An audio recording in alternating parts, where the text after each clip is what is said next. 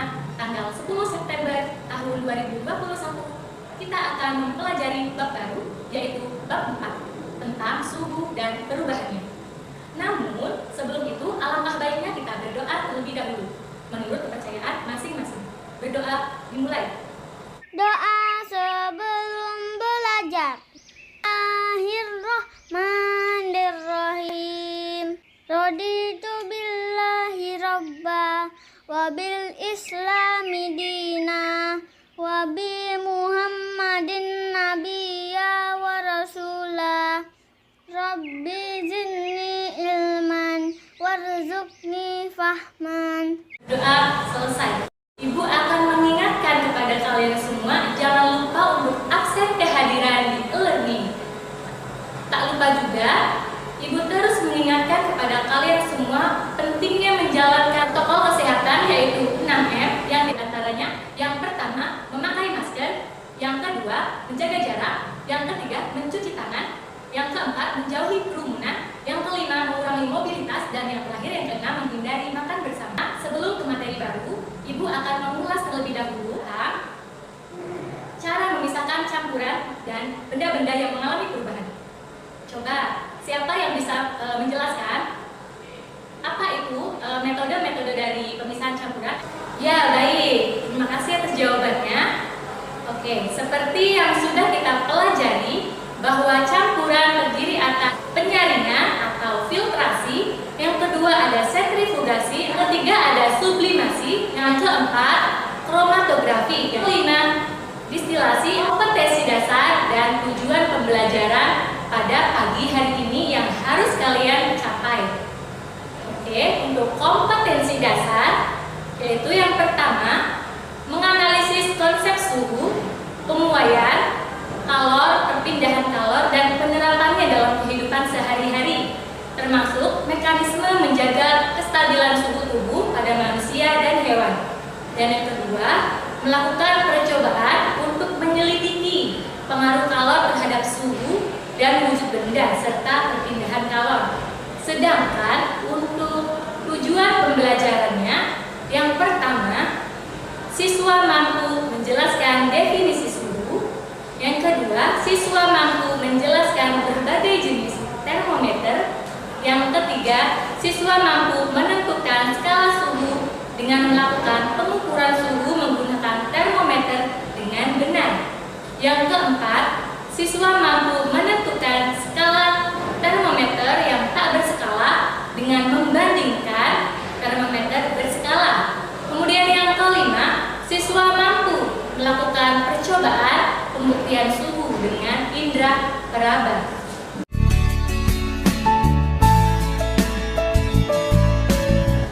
Halo anak-anak, sebelum membahas yang lebih lanjut, tahukah kalian apa itu suhu?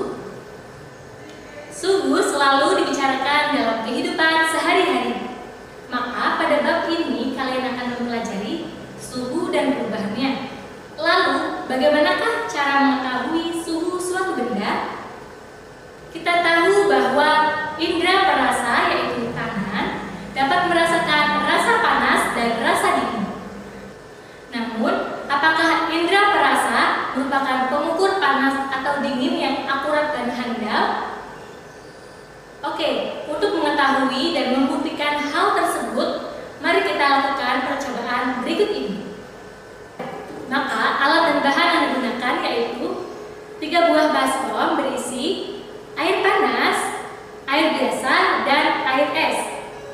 Kemudian langkah-langkahnya, yang pertama kita siapkan ketiga baskom ini di atas meja. Setelah itu celupkan tangan kananmu di baskom yang berisi air panas dan tangan kirimu di baskom berisi air es. Rasakan tingkat panas air itu pada tanganmu. Setelah beberapa saat, segera celupkan kedua tanganmu ke dalam baskom yang berisi air biasa. Rasakan tingkat panas air itu pada tanganmu. Kemudian, dari percobaan yang telah dilakukan, bagaimanakah hasil indera perasa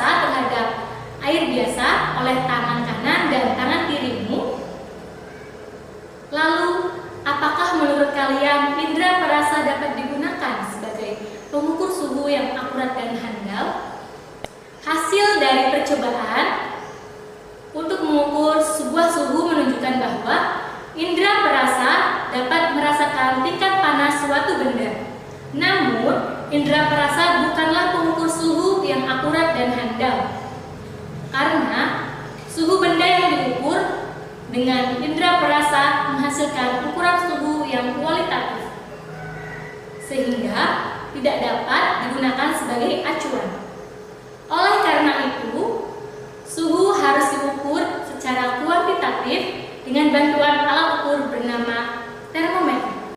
Oke anak-anak, setelah mengetahui hasil dari percobaan, Ibu Silvi akan menjelaskan poin-poin materi dari suhu dan perubahannya, di antaranya yang pertama, definisi suhu, yang kedua, jenis-jenis termometer, yang ketiga, skala suhu, yang keempat, skala tak berskala, dan yang kelima, kesimpulan. Anak-anak, apa sih definisi dari suhu? Ya, Kayla kelas 7C, silakan, apa jawabannya? Oke, cukup bagus ya. Ibu akan menambahkan lebih lengkapnya. Jadi, suhu adalah ukuran panas atau dinginnya suatu benda. Artinya, semakin tinggi suhu suatu benda, maka semakin panas benda tersebut. Suhu juga adalah ukuran energi kinetik rata-rata yang dimiliki oleh molekul suatu benda. Selanjutnya yaitu jenis-jenis termometer. Anak-anak, apa itu termometer? Termometer adalah alat yang digunakan untuk mengukur suhu suatu benda. Jenis-jenis termometer terdiri atas termometer zat cair, itu contohnya ada termometer laboratorium dan termometer suhu badan. Kemudian yang kedua ada termometer zat padat, contohnya ada termometer di metal dan termokopel. Kemudian yang ketiga ada termometer kristal cair. Dan yang keempat ada termometer dinding ruang. Apa sih termometer zat cair itu? Jadi, secara umum benda-benda di alam akan memuai jika suhunya naik. Kenyataan ini dimanfaatkan untuk membuat termometer dari zat cair. Oke, fokus, perhatikan gambar di samping. Cairan terletak pada tabung tampilan dari kaca yang memiliki bagian penyimpan atau labu. Kemudian saat suhu meningkat, permukaan zat cair akan naik atau memuai dan sebaliknya. Dalam termometer zat cair itu biasanya kita menggunakan air raksa dan alkohol jenis tertentu. Kenapa sih harus menggunakan raksa ataupun alkohol jenis tertentu? Jadi penggunaan air raksa itu memiliki keistimewaan, yaitu warnanya mengkilat dan cepat bereaksi terhadap perubahan suhu. Namun raksa sangat beracun sehingga berbahaya jika termometer tersebut pecah. Penggunaan alkohol itu tidak seberbahaya raksa dan mudah menguap, sehingga lebih aman digunakan sebagai pengisi termometer. Alkohol untuk mengisi termometer biasanya diberi berwarna biru ataupun merah. Apa saja sih contoh dari termometer zat cair? Oke, yang pertama ada termometer laboratorium. Termometer ini menggunakan cairan raksa atau alkohol. Jika cairan bertambah panas, maka raksa atau alkohol akan memuai sehingga skalanya bertambah. Kedua, ada termometer suhu badan. Biasanya digunakan untuk mengukur suhu badan manusia. Selanjutnya, termometer zat padat. Itu contohnya yang pertama ada termometer di metal. Prinsip termometer ini yaitu semakin tinggi suhu maka semakin melengkung keping di metal yang menandai perubahan suhu yang lebih tinggi. Hal tersebut dikarenakan logam yang satu memuai lebih panjang dibandingkan logam yang lain. Hal ini dimanfaatkan untuk membuat termometer.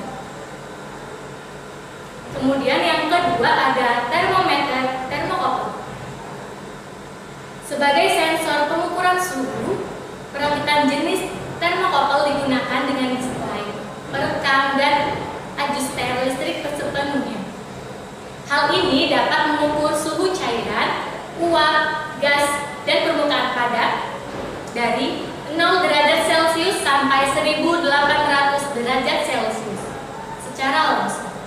Termometer ini mudah digunakan dan tahan terhadap guncangan. Oke, selanjutnya ke termometer kristal cair. Cara menggunakannya dengan menempelkannya di dahi. Termometer ini termasuk termometer klinis, tetapi bisa digunakan untuk mengukur suhu ruangan, suhu air mandi bayi, dan suhu lemari pendingin.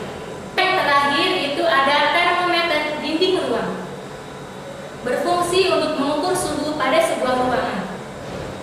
Memiliki ciri-cirinya: yang pertama, menggunakan zat muai logam dan raksa. Kemudian yang kedua, ukuran tandon dibuat besar agar menjadi lebih peka terhadap perubahan suhu. Yang ketiga, dipasang menggantung di ruangan. Dan yang terakhir, merupakan jenis termometer maksimum. Dari poin selanjutnya yaitu skala suhu. Apa itu skala suhu? Ya, skala suhu merupakan angka yang menunjukkan nilai hasil pengukuran suhu suatu benda yang tertera pada tabung termometer. Skala ini dibuat dengan cara menandai titik-titik tertentu pada tabung termometer dan memiliki 4 jenis termometer, yaitu ada Celcius, Fahrenheit, Reaumur, dan Kelvin. Anak-anak, coba kalian lihat gambar berikut ini. Gambar ini merupakan perbandingan skala suhu. Anak-anak, untuk memahami rumus di samping, kalian simak penyelesaiannya. Oke anak-anak, selanjutnya ke contoh soal. Yang pertama, contoh soal dari Reaumur ke Celcius. Berapakah hasil dari 4 derajat Reaumur dan tentukanlah derajat Celciusnya? Jawabannya, derajat Celcius sama dengan 5 dibagi 4 dikali derajat Reaumur, maka ditemukan hasilnya yaitu 5. Jadi 4 derajat Reaumur sama dengan 5 derajat Celcius. Poin yang selanjutnya yaitu skala tak berskala. Apa sih skala tak berskala itu? Jadi, skala tak berskala merupakan sebuah termometer yang tidak memiliki skala dan tidak memiliki nilai. Termometer skala tak berskala ini artinya tidak memiliki nilai skala seperti Celcius, Reaumur, Fahrenheit, dan Kelvin. Ini contoh soal dari skala tak berskala. Lihat gambar di samping. Oke, penyelesaiannya berikut ini. Oke, nah kita masukkan yang X. Ini saya masukkan ke T derajat X. Kemudian yang Celcius ini saya masukkan ke T derajat Y. Oke, T derajat X itu kita masukkan. Berarti T derajat X ini kan yang kita cari, ya kan? T derajat X ini kan yang kita cari. Nah, ini yang kita cari. Dikurangi titik bawahnya X. Dikurangi titik bawahnya X berapa? Dikurangi titik bawahnya X 25. Kemudian dibagi titik atasnya 85 dikurangi 25. Nah, itu titik bawahnya sudah sama dengan T derajat Y. T derajat Y ini saya anggap T derajat Y 55 dikurangi titik bawahnya Y. Titik bawahnya Y adalah 0. Kemudian titik atasnya 100 dikurangi titik bawahnya 0. Oke, kita tinggal hitung T derajat X. T derajat X minus 25 dibagi 85 dikurangi 25 60. Kemudian 55 dikurangi 0 55. Kemudian 100 dikurangi 0 ya tetap 100. T derajat X minus 25 dikurangi 25 maksudnya dibagi 60 55 per 100. Nah, ini tinggal di bentuk matematika diselesaikan. T derajat X dikurangi 25, 60-nya ini pindah ke sini jadi pembagian. Di perkalian. Dari pembagian kalau menyeberang sama dengan itu menjadi perkalian. Jadi 55 per 100 dikali 60. Jadi T derajat X minus 25 ini kalian hitung jadinya ketemu 33 berarti T derajat X sama dengan 33 ditulis lagi. Nah, ini kan minus, kalau pindah sama dengan jadi tandanya plus 33 ditambah 25 sama dengan 58 derajat X. Kita ke kesimpulan. Hasil dari belajar kali ini yaitu yang pertama, suhu merupakan tingkat panas dinginnya suatu benda. Termometer merupakan alat untuk mengukur suhu suatu benda, dan jenis-jenis termometer terbagi menjadi termometer zat cair, termometer zat padat, termometer kristal cair, dan termometer dinding ruang. Kemudian, skala suhu adalah skala yang dapat diukur dan memiliki sebuah nilai seperti Celcius, Reaumur, Fahrenheit, dan Kelvin. Kemudian, skala tak berskala merupakan skala yang tidak dapat diukur dan tidak memiliki nilai pada skalanya seperti ini. Anak-anak, bagaimana? Apakah kalian sudah paham dengan materi suhu dan perubahannya? Alhamdulillah jika kalian sudah paham. Untuk mengukur tingkat pemahaman kalian, Ibu telah menyiapkan soal latihan berupa pilihan ganda dengan jumlah 10 soal di e-learning. Ibu berharap kalian dapat menjawabnya dengan baik dan benar. Waktunya dimulai dari pukul 8.30 sampai jam 9 malam ya. Untuk materi minggu depan, kita masih di bab 4 yaitu suhu dan perubahannya, namun pembahasannya berbeda, antaranya yaitu perubahan yang diakibatkan oleh suhu. Dengan poin-poin yang kalian harus cari, yaitu pemuaian zat padat, pemuaian luas dan volume zat padat, dan pemuaian zat cair dan gas. Jadi kalian coba